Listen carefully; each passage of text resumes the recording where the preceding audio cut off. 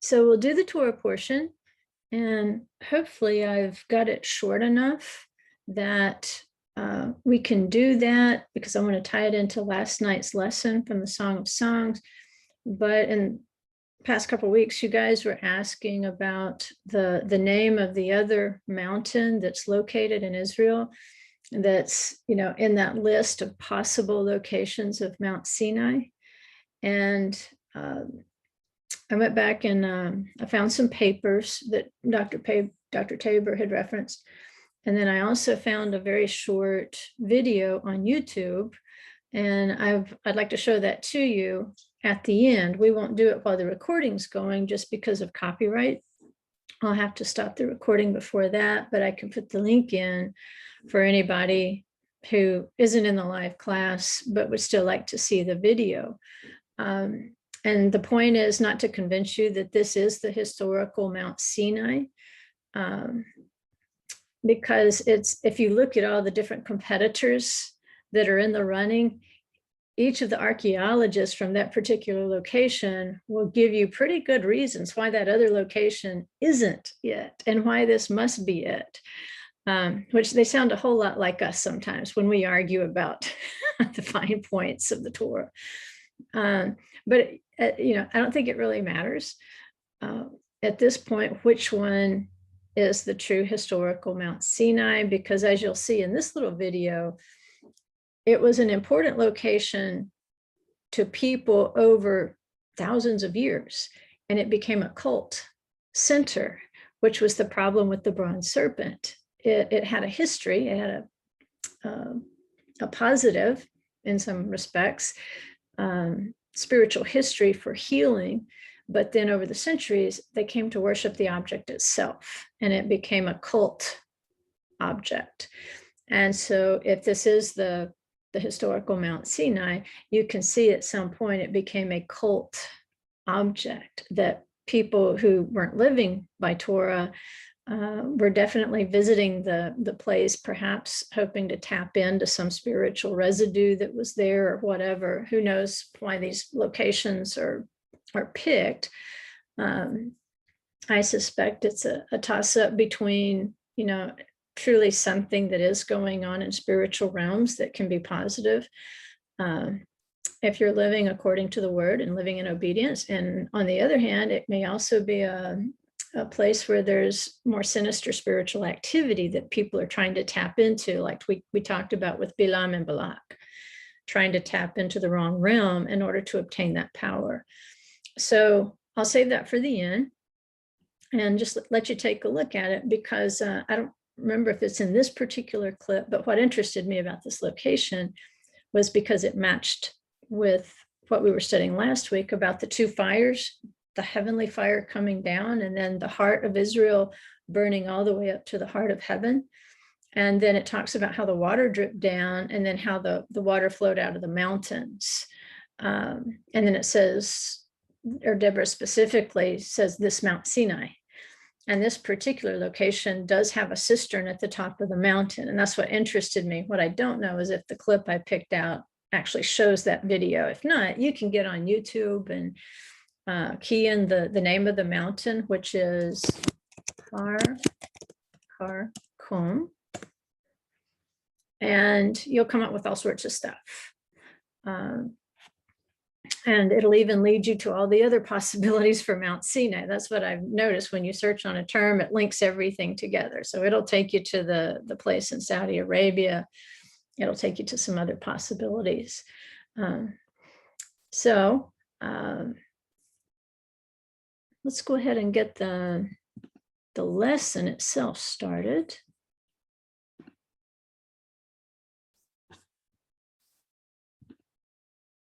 And I'm not sure this is as cohesive as I would like for it to be. I saw how it linked in to what we were studying in the Song of Songs concerning hospitality, and how hospitality is such an important part of our walk. Number one, because it traces back to the father of our faith, whether we're Jew or not Jew. It's Abraham. He is the father of us all. And so when we look at Abraham's spiritual walk and why we should model ourselves after him, he was known for his hospitality, even to strangers.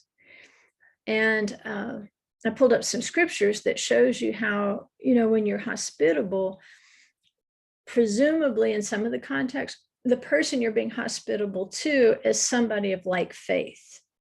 They're not a total stranger in the sense I have no idea who you are or where you came from.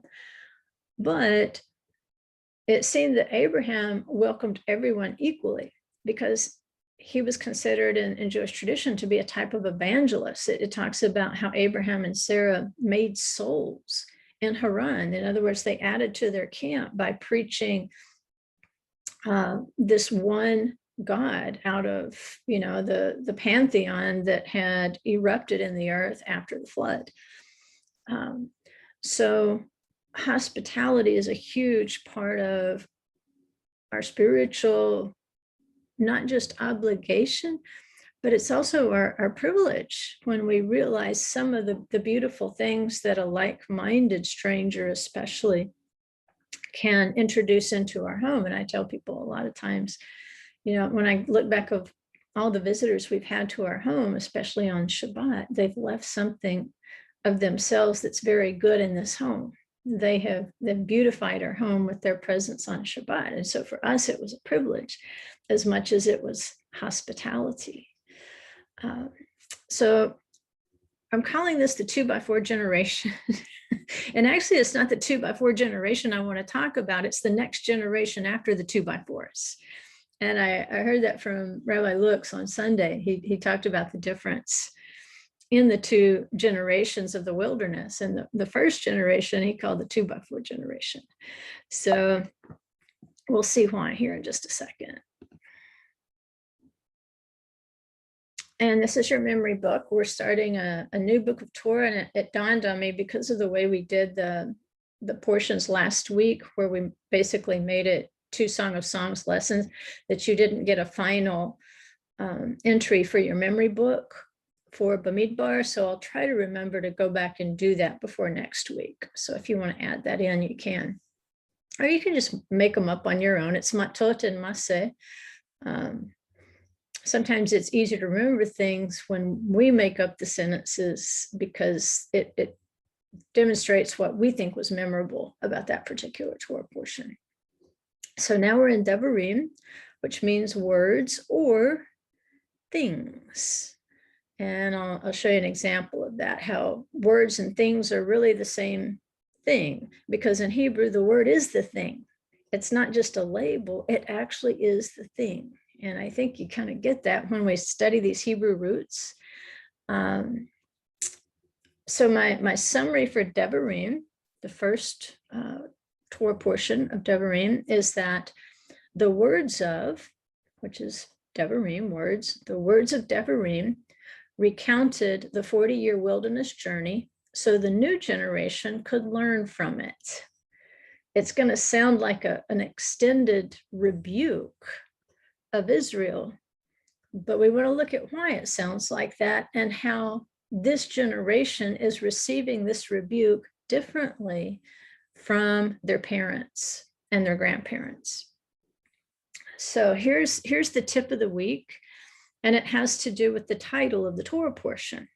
Rabbi Lux pointed this out. When you see Devarim, it's not 100% of the time, but very frequently when you see Devarim, especially in this phrase, Acharei haDevarim ha'ele. If you were to be reading in Hebrew and you were to run across that phrase, and often it's going to be translated into English as after these things, it often indicates something bad is about to happen. So the signal here is when you see Devarim, as opposed to other words for words or for speaking, you can kind of perk up your ears a little bit and see if a word of rebuke will follow. Because when you see Devarim, it could be words of rebuke, not 100% of the time, but just a tip. that it could be leading in that direction. Devarim is a different style from the other books. The really smart academics will tell you somebody else wrote this. You know, they've got all these opinions about who actually wrote the Torah. I would disregard all that and just understand the reason the style is different is because Moses is addressing a new generation. He's not talking to the children of the first generation in the exact same manner as he talked to their parents, because remember, the parents were a 2x4 generation. So Devarim is full of words, and actually it's not gonna just recap commandments that we already have. It's going to introduce some new ones too. But especially as we come into the book, it's going to be full of words or Devarim that allude to the mistakes that were made in that 40-year journey through the wilderness. And the point of recounting the mistakes is not to make this generation feel bad for something they didn't do, but instead to go over the story so that they can learn from the story. And that's what I think is the stupidity of what they're calling cancel culture, where you want to erase every bit of history that you think is bad or you don't agree with or was wrong or was evil. They're trying to erase the history when in many cases, this is going to be what we learn from. Don't do this again.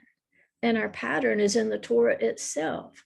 Sometimes you need to be reminded, not of your own mistakes, but of the mistakes of past generations, where the Torah is saying, hey, remember this? Don't do that. Remember it so that you will remember not to do it. Because if you forget that it's been done, then you have erased the reason not to do it. And so this is an important part of things being handed from generation to generation, because I haven't read the book of Joshua closely recently, but it seems to me that when Joshua died, of course, he was 10 years younger than Moshe. He only lived 110, whereas Moshe lived 120.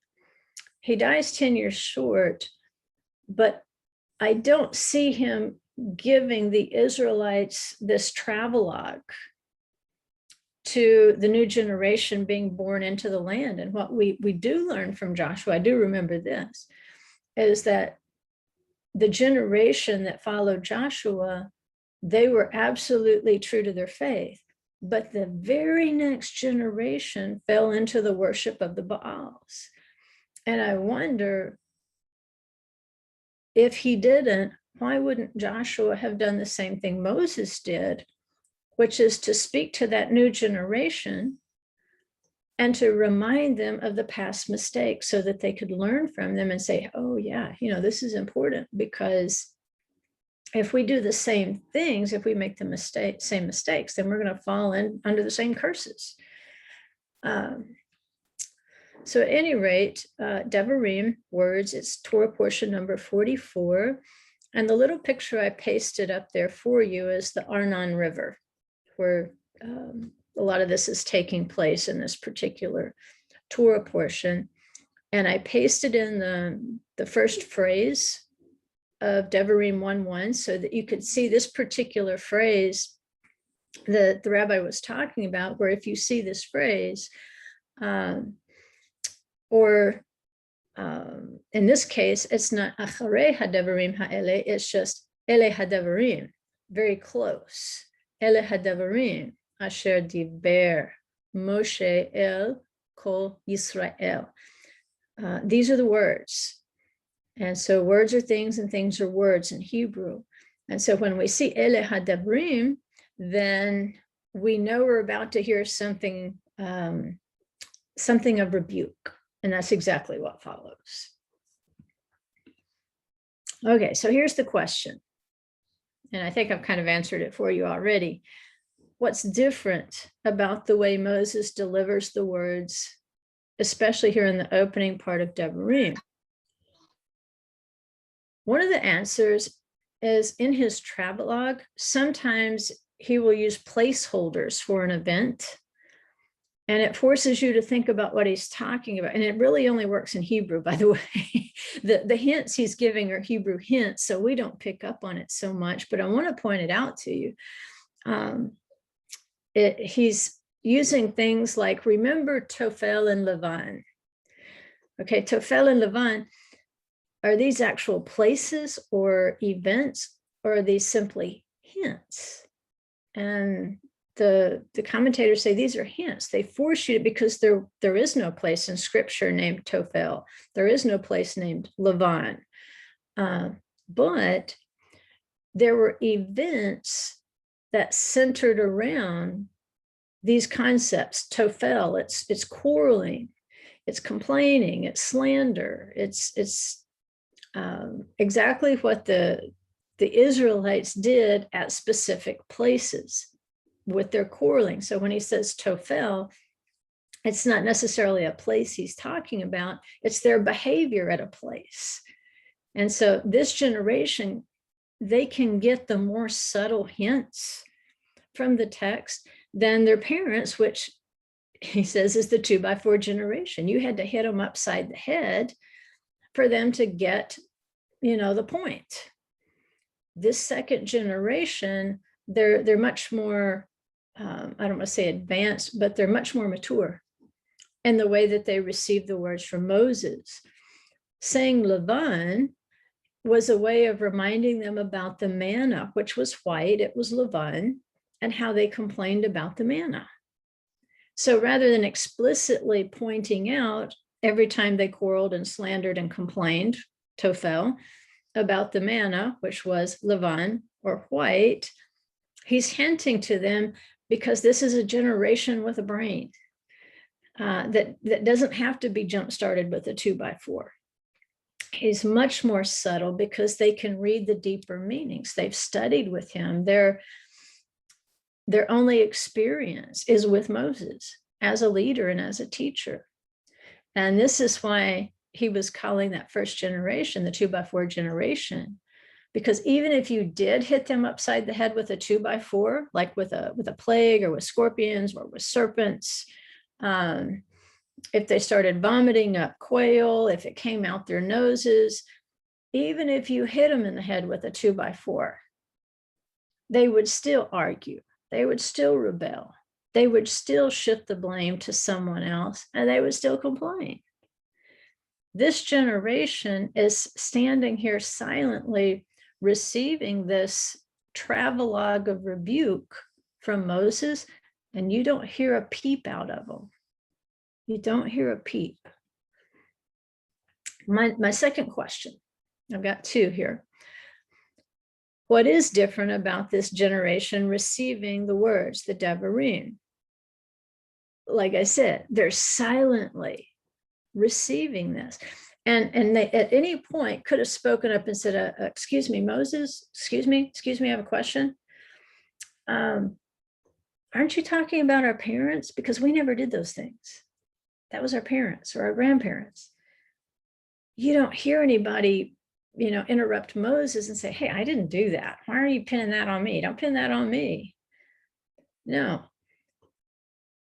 What they're doing is silently receiving the rebuke that applied to a previous generation, the 2x4s. And so it's showing you that there's a heightened spiritual level of growth, because when you can accept a rebuke that properly applies to someone else, you're a person of spiritual character. Because here's what can happen. Somebody rebukes you for something maybe your parents did, your grandparents did, somebody else in your department did.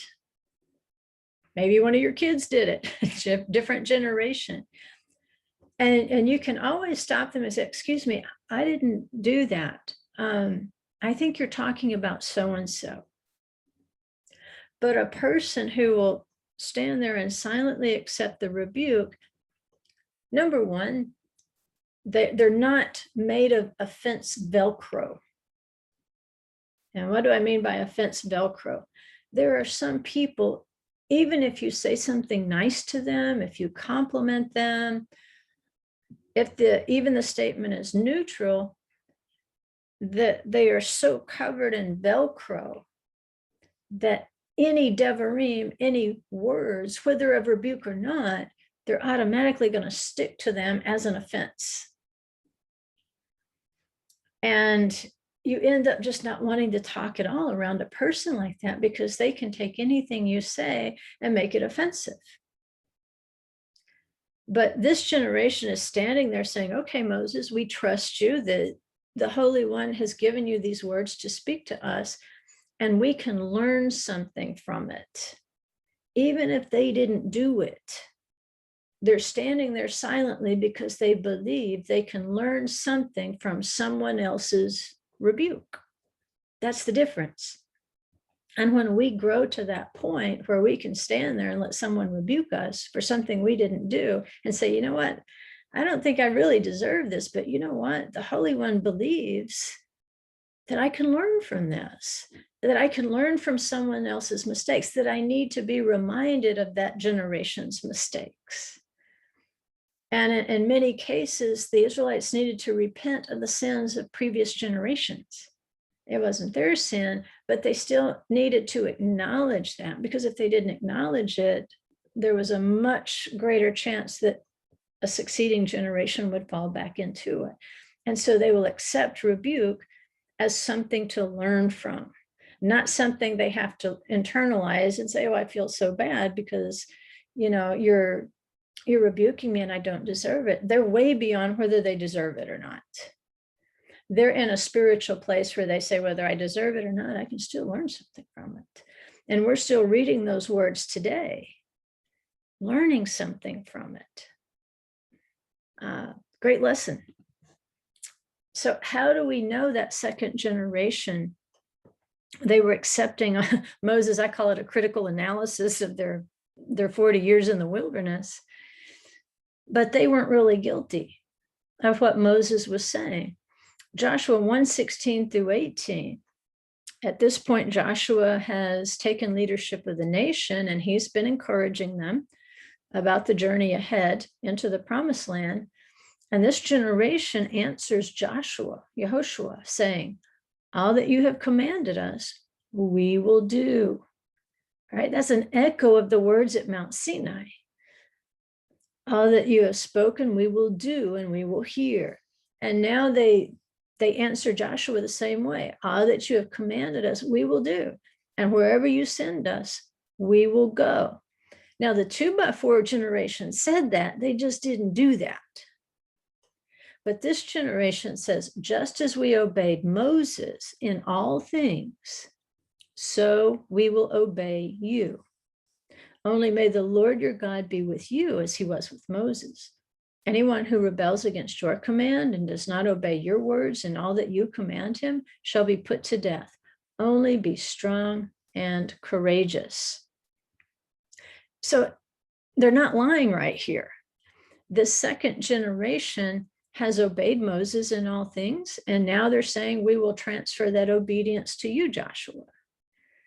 So that tells us right here, as they're accepting these words of rebuke, it's not because they disobeyed Moses, it's because they're trying to learn something from the disobedience of the previous generation.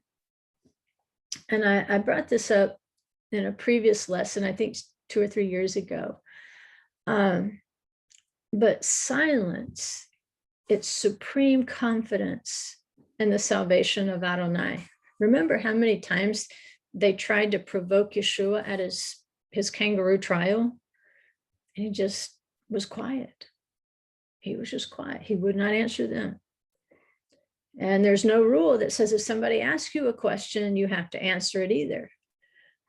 But an acceptable sacrifice must be silent. Isaiah 53:7 says, he was oppressed and he was afflicted, yet he did not open his mouth. Makes you think of this generation. They're being, the words are being aimed at them, but they're not opening their mouths to stop Moses and say, we're not guilty of this. Yeshua didn't open his mouth. It says, like a lamb that is led to slaughter, and like a sheep that is silent before its shearers, so he did not open his mouth. If you recognize that you are at a place of personal sacrifice, then keeping your mouth shut is actually part of what makes it a sacrifice, at least for a human being.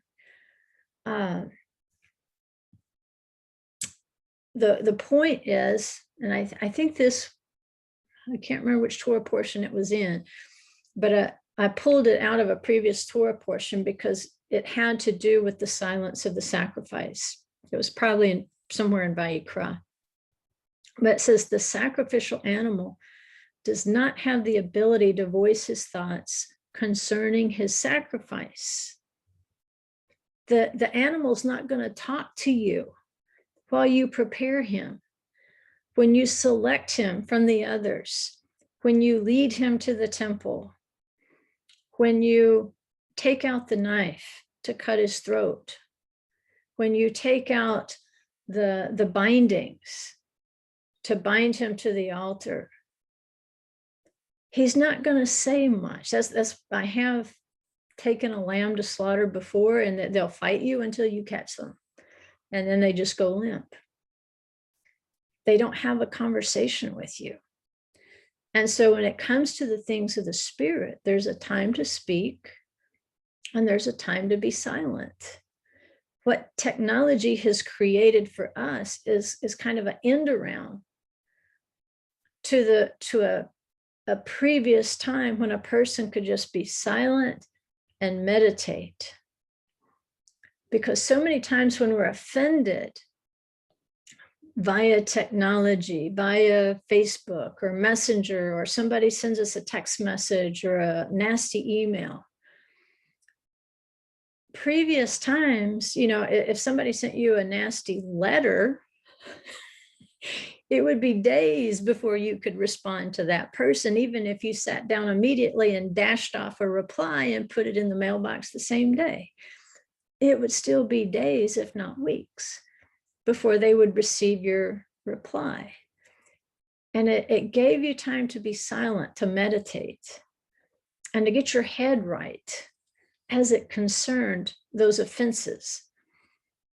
But when you look at a sacrifice of flesh, it's sarx in Greek, which responds to the basar, or the flesh, the meat, in Hebrew. And so that silence, when you're sacrificing the flesh, the power of that sacrifice, part of it is derived from your silence. Think even of Aaron giving two of his sons basically as a sacrifice. When Nadav and Avihu were, they died before the Lord. And what do we know about Aaron's response? He was silent. He was silent because it was also his sacrifice. That was part of it. Had he screamed, had he cried, had he ripped his clothes and done everything that the high priest is not supposed to do, everybody would have understood. That's the power of grief. But he says, you know what? In this case, the power of silence is absolutely more powerful in this sacrifice because I want the sacrifice to be accepted. And this I found, Rabbi Nachman wrote, a person should be prepared to submit himself or herself as an offering to God.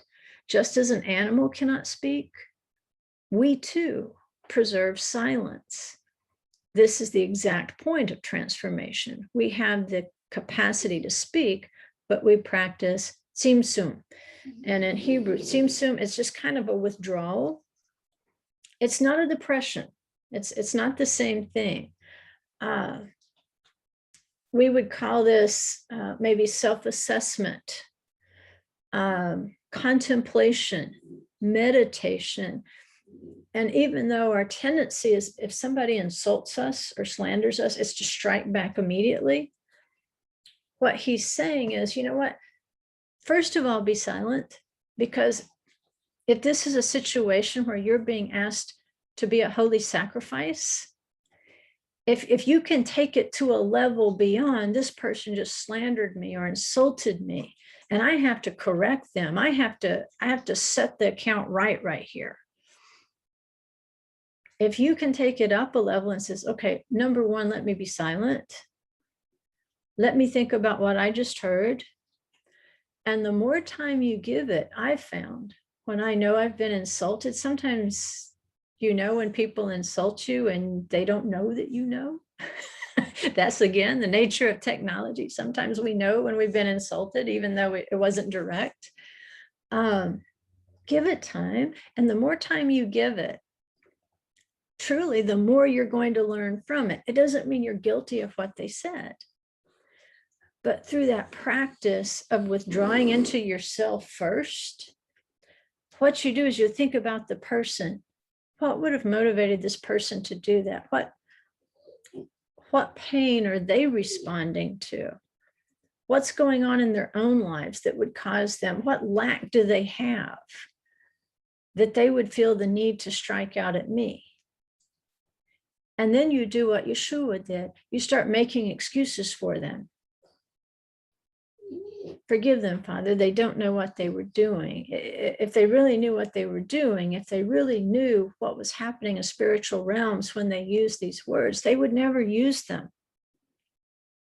And then you become an actual intercessor for that person who has verbally attacked you. And that's what it means to withdraw into yourself. Contemplate, like this generation standing here silently before Moses, instead of saying, hey, we didn't do that, Moses. Don't pin that on us. They're withdrawing and they're contemplating the words and saying, yes, this was a grievous problem. Yes, this was a mistake. Yes, this is something I never want to repeat. I've told you before about the research they've done on trees, and how when you're about to pick a piece of fruit from a tree, especially if the relationship with the tree is established, like an orchard keeper to his tree, they're used to his caring for them and tending to them, cultivating them. We're not talking about a total stranger that comes up with a chainsaw. They have a different reaction to that. They've measured it on EKGs. But if this tree has that good Garden of Eden relationship with you, when it senses you're about to pick its fruit, which apparently does cause an unpleasant sensation to a tree when you pick its fruit, what it will do right before you pick it, it will put itself into a kind of a faint. And we're talking about electrical impulses within the tree. And the scientists compared itself to what happens to a lamb right before a kosher slaughter. Because what seems to happen to animals right before a kosher slaughter is something happens to their system.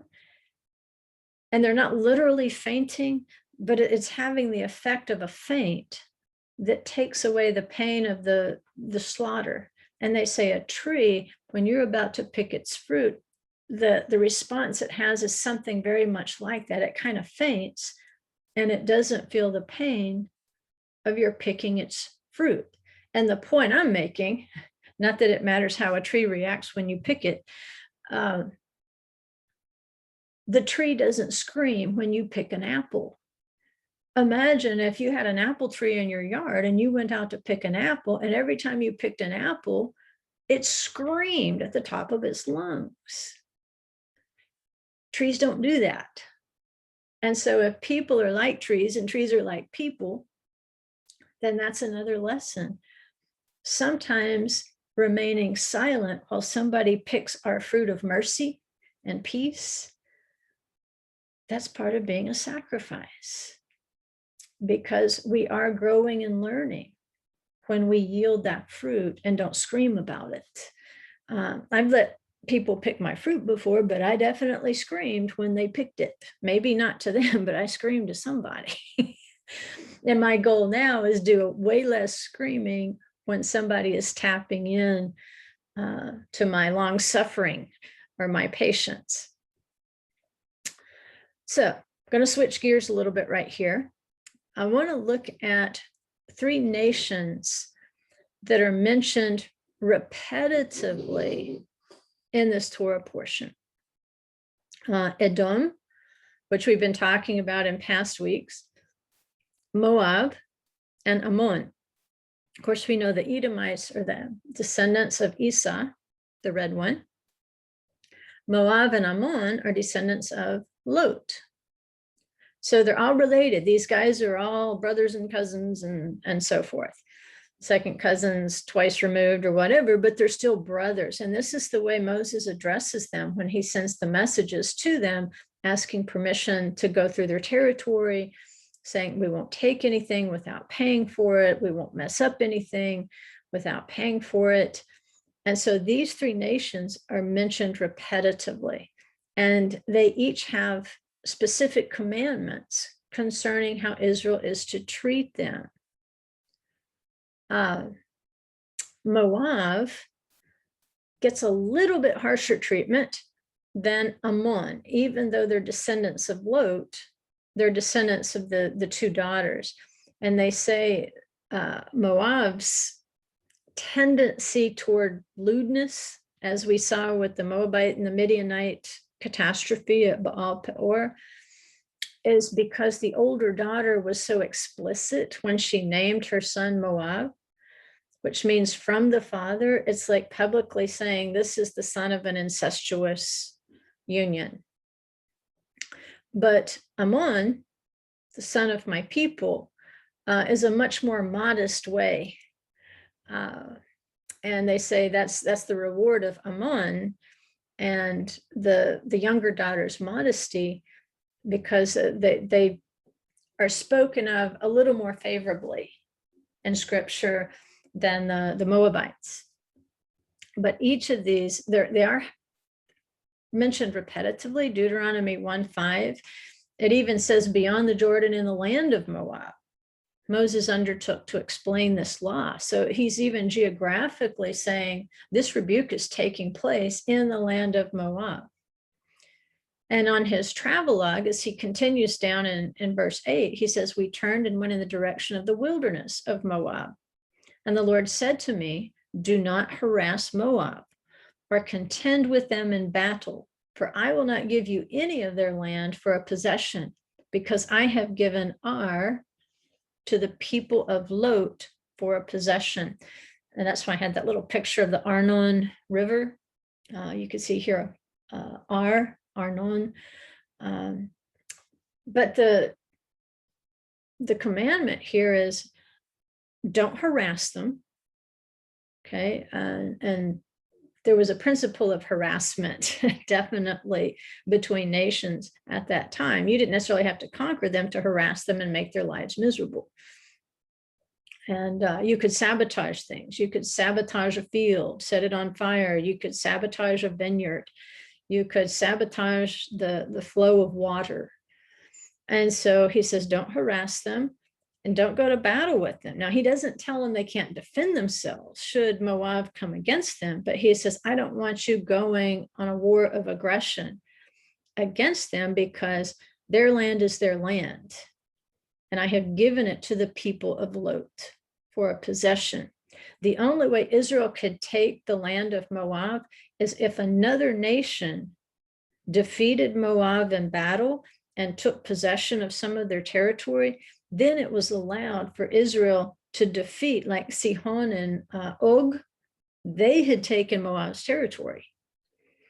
And so when Israel takes that territory from Sihon and Og, the same principle doesn't apply. They didn't take it directly from Moab. They took it from somebody who took it from them.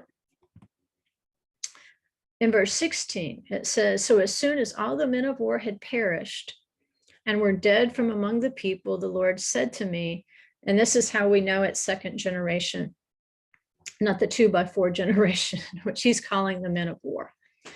Today you are to cross the border of Moab at Ar.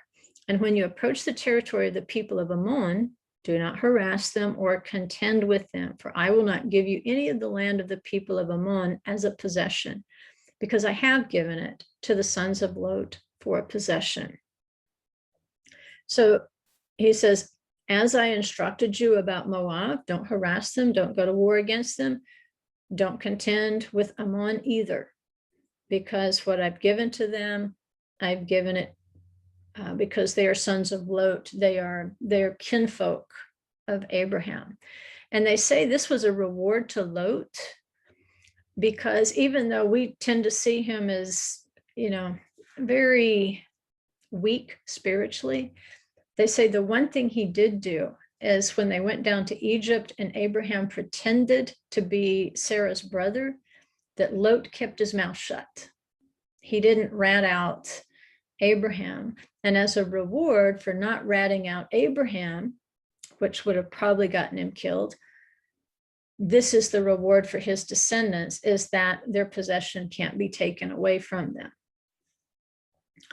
Deuteronomy 2:26 says, so I sent messengers from the wilderness of Kedemot to Sihon, the king of Heshbon, with words of peace, saying, let me pass through your land. I will go only by the road. I will turn aside neither to the right nor to the left. You shall sell me food for money, that I may eat, and give me water for money, that I may drink.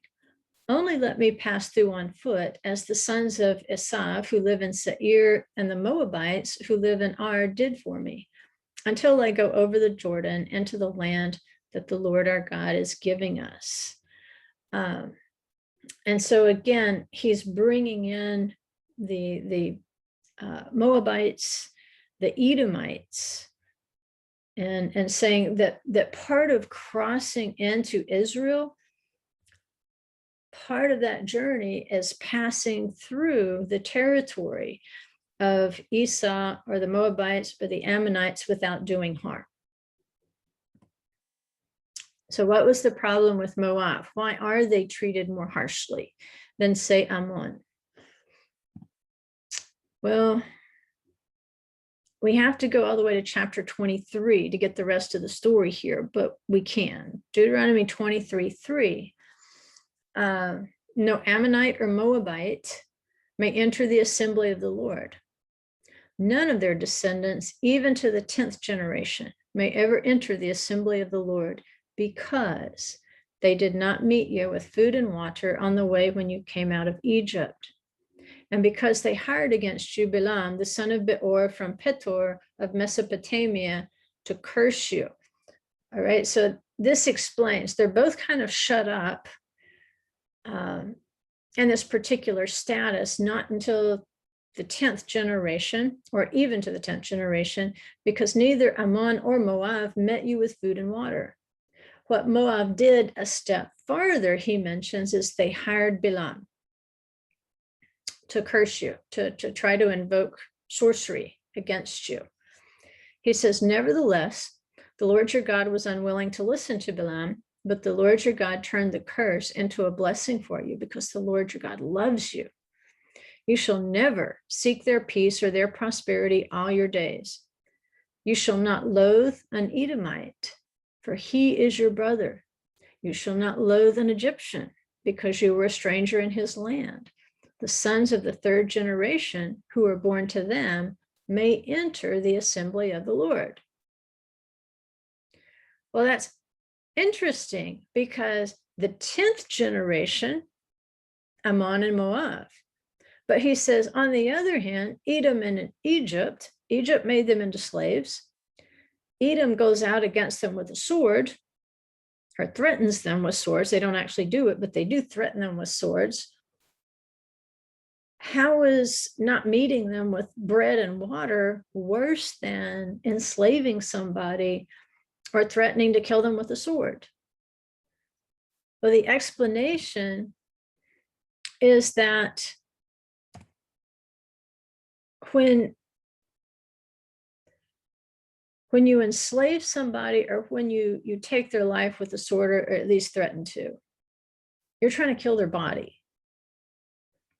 But when you hire a sorcerer to curse a people into committing idolatry, and that's exactly what they did. Balaam taught the Midianite women how to seduce the Israelite men into adultery and idolatry, sexual promiscuity. They say this was an attempt to take their souls. and the soul is going to outlast the body. Edom and Egypt could only kill your body, but Moab tried to take your soul. Midian tried to take your soul. So not even to the 10th generation for them. But for an Edomite or Egyptian, it's going to be easier to rehabilitate that. So for them, the 3rd generation. But what they have in common, Ammon and Moab, is it says they did not meet you with bread and water. Now, is there a rectification of this? Ruth, among the Moabites, rectified this problem. And remember, it's at a town called Bethlehem, which is Beit Lechem, a house of bread. And because Ruth was a Moabitess, and this is a technicality of law, a ruling on the law of the Torah where it says not even to the 10th generation. How did Ruth get in? How did she marry in? Well, they interpret that as applying to a male Moabite, but a female. And it has to do with the way the word is written, but it doesn't say a female Moabite cannot. Plus, what Ruth did was rectify the very mistake or the very error or the very sin that is mentioned that precludes them from being admitted into the assembly. And that is generosity, hospitality, taking total care of her mother-in-law, Naomi. And by repenting, basically, supplying bread to her mother-in-law, she's admitted into the assembly. And then her story is read every year at Shavuot. And remember, you bring 2 loaves at Shavuot. Her story spans the time from the barley harvest to the wheat harvest. And so you can see that it is possible for an individual to step out of those limitations through repentance, through rectifying the problem and saying, you know what, I didn't inherit that problem. I might have inherited other problems, but inhospitality, not one of them, at least on Ruth's behalf. Now, the story of Edom, those who came out with the sword against Israel, I think that story is still being written. I don't know that that has been rectified yet. So, I think we've gone over this. What distinguished Edom from Moab and Ammon? Again, it's like there was no expectation really that Edom would greet them with bread and water, but somehow Moab and Ammon were supposed to meet them with food and water, plus the sorcery thing. But Moab was expected to respond with hospitality toward their brothers. And that omission, we talk about sins of omission when we're in church. This is a sin of omission. When you know to do good and you don't do it, it's sin. In the case of the Moabites and the Ammonites, they should have brought some sign of hospitality instead of hostility. And it was so grievous, it's placed even ahead of their sin of sorcery. Why is hospitality so important? So now we're going to go back to last night's lesson in the Song of Songs. And we use this passage from Matthew 10:5. Yeshua is talking about when he sends his disciples out to minister, to teach the word, to heal the sick, and to minister the word in every way. He says, whatever city or village you enter, inquire who is worthy in it and stay at his house until you leave that city. As you enter the house, give it your greeting. If the house is worthy, see that your blessing of peace comes upon it. But if it is not worthy, take back your blessing of peace. And whoever does not receive you, nor listen to your words, as you leave that house or city, shake the dust off your feet. Truly, I say to you, it will be more tolerable for the land of Sodom and Gomorrah on the day of judgment than for that city. Kind of brings Lot back into the equation, right? His flight from Sodom. He said, be better for Sodom on the day of judgment than for someone who doesn't receive a minister of the word or who doesn't listen to their words. This is why hospitality is so important.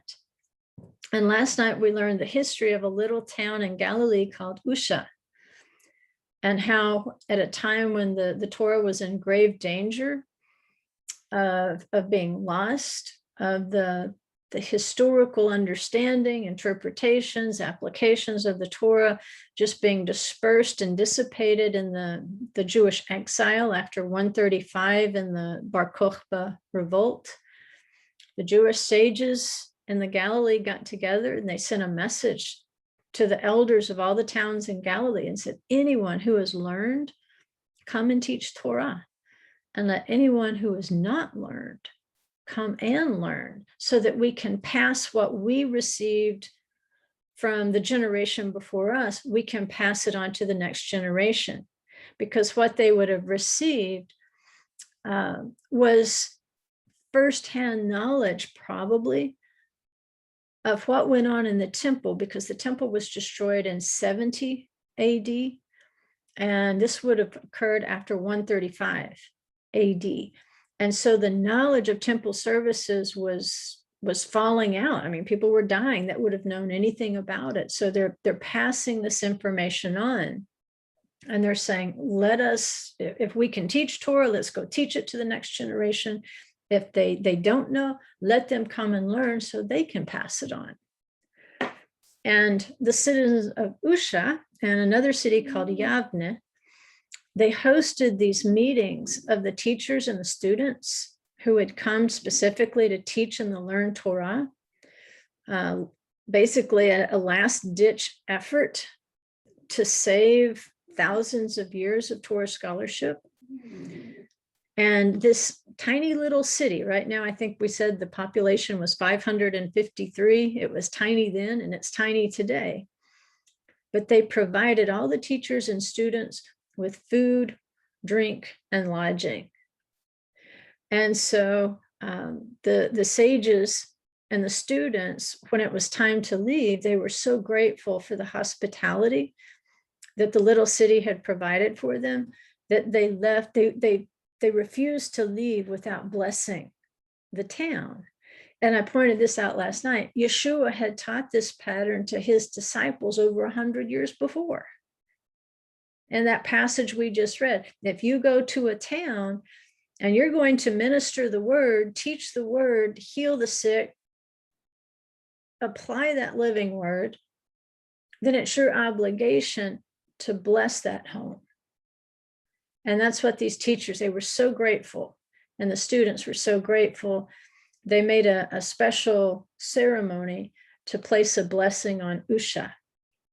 And that's a great pattern. I always try to do that. If somebody hosts me in their home while I'm teaching, I try not to leave that house without praying a blessing over it.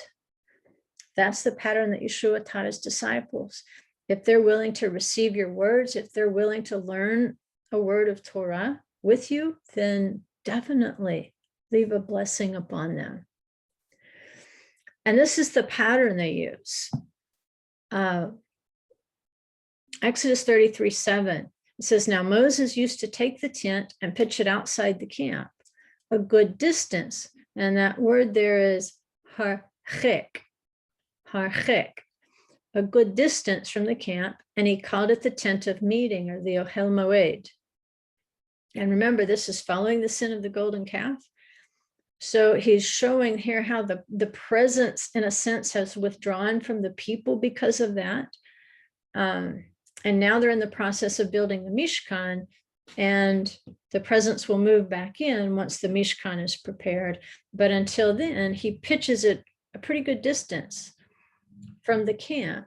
And so everyone who sought the Lord would go out to the tent of meeting, it says, which was outside the camp.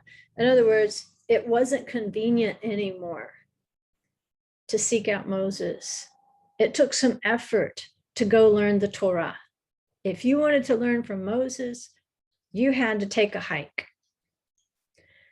And they compare that to the destruction of the temple in 70 AD, and then the slaughter of the Jews that took place when Bar Kokhba, the false Messiah, was defeated at Beitar. Some of the things they did in the slaughter were pretty horrific. But they were saying, okay, it's like this. The presence has kind of pitched a tent where it's truly an effort now for us to learn the Torah. We can't go up to Jerusalem 3 times a year at the feast and do like Yeshua did when he was about the age of 12 and sit there with the teachers of the Torah and discuss and learn and ask questions. We don't have that anymore. We're even exiled in our own place. And so they say this example of Moses is our paradigm. Yes, we have to go to a greater effort in order to go learn the Torah. Just like at the Moedim, you had to make an effort to go up 3 times a year to Jerusalem to bring your silent sacrifices. And so they point out that while the Mishkan was being built, it was extra effort, this kind of exile that Moses was picturing. They still continued to seek the Holy One. They didn't stop just because Moses moved the tent outside the camp and made it harder to get to. The people who wanted to seek the word still sought the word through the servant Moshe.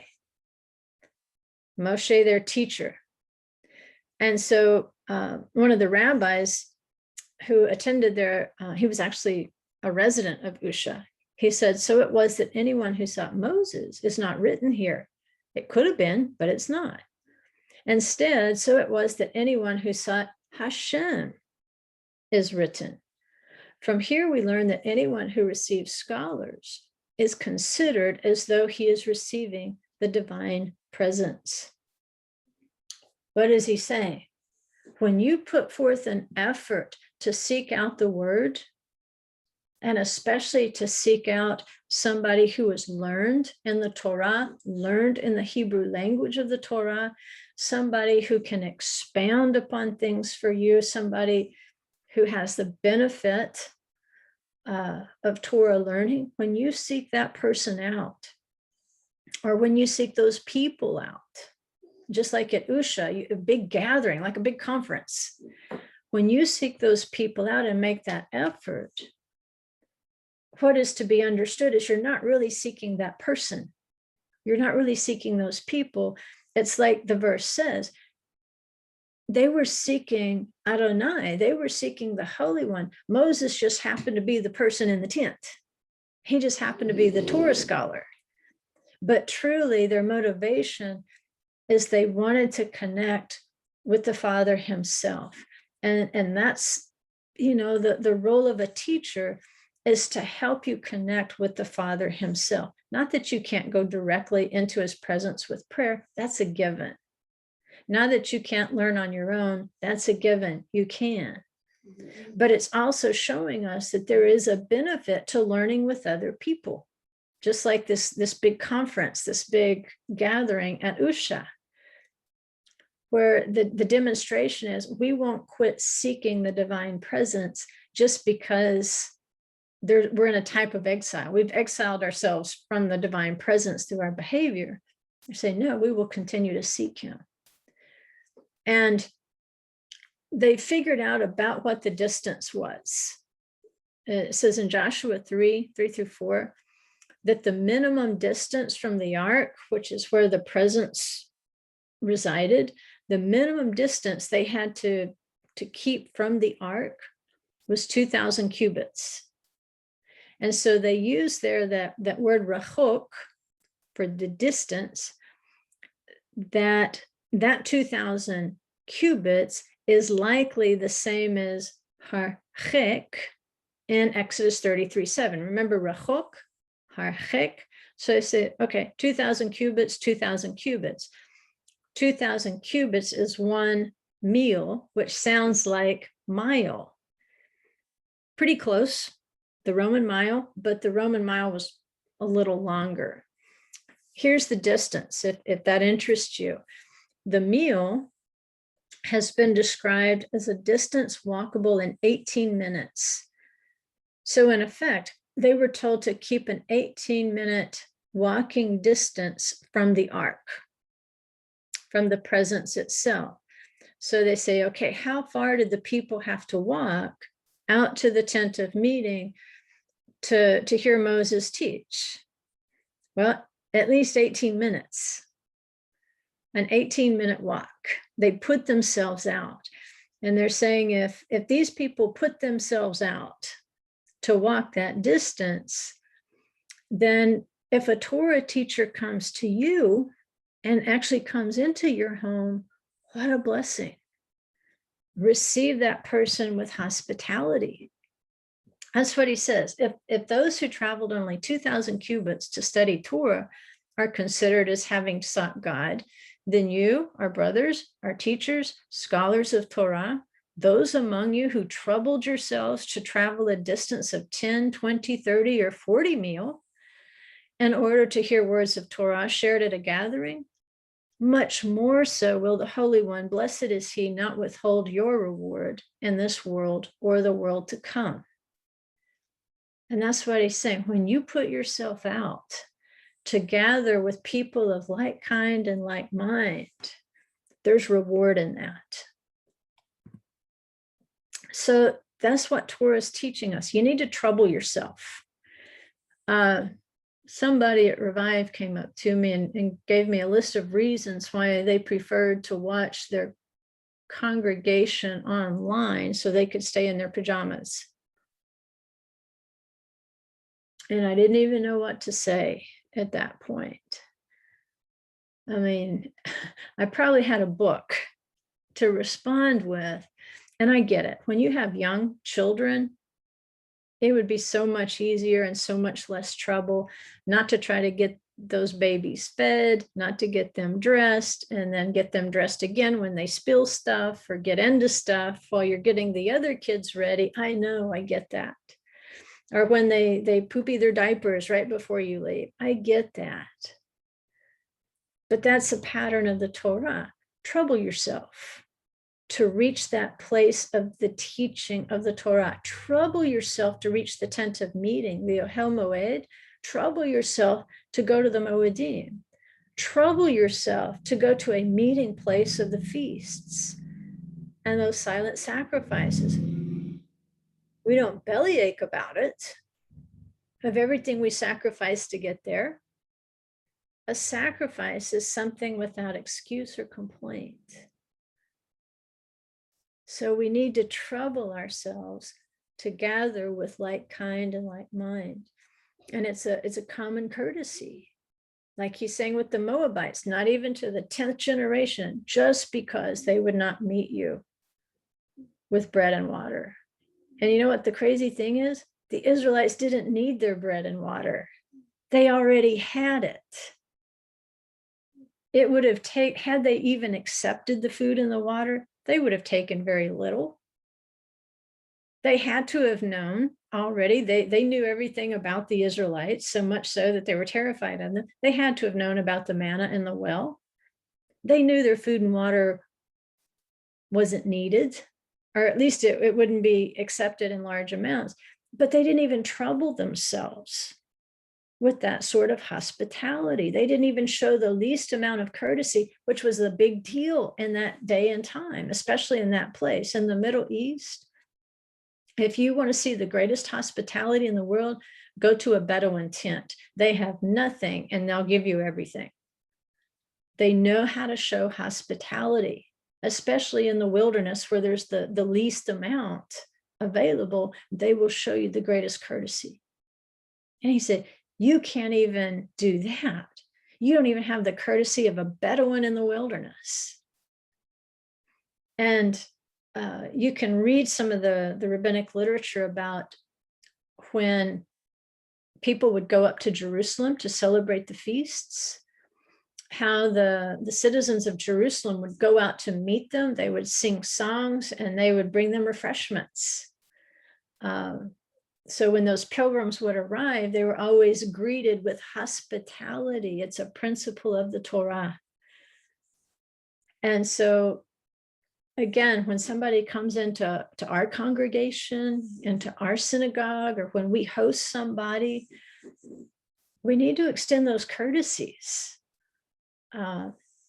Just because Abraham and Moses are modeling this for us. And it's not a principle that we dropped when the temple was destroyed. I just pulled up 3 verses here from the New Testament. Romans 12:13 says, contributing to the needs of the saints, the righteous ones, people like you, like kind and like mine. He says, practicing hospitality. And then 1 Timothy 5:10, it's talking about for the elder women, what qualifies them. It says, having a reputation for good works. And if she has brought up children, if she has shown hospitality to strangers, if she has washed the saints' feet, if she has assisted those in distress, and if she has devoted herself to every good work. That hospitality, greeting people of like kind and like mind, welcoming them, blessing them. Hebrews 13:2 says, here's why. Not just, because you should. He says, but don't neglect hospitality to strangers, for by this, some have entertained angels without knowing it. Think of Abraham meeting the 3 men and saying, oh, quick, go slaughter the fatted calf. He's going and he's getting them some dairy products. He's telling Sarah, need some dough, fix some unleavened bread. If he had neglected hospitality to those strangers, do you think he would have received the same message? But those strangers came to Abraham because of who he was, because he was hospitable. They already knew how they would be greeted. And so we should have that same attitude. We have no idea who's coming to visit sometimes.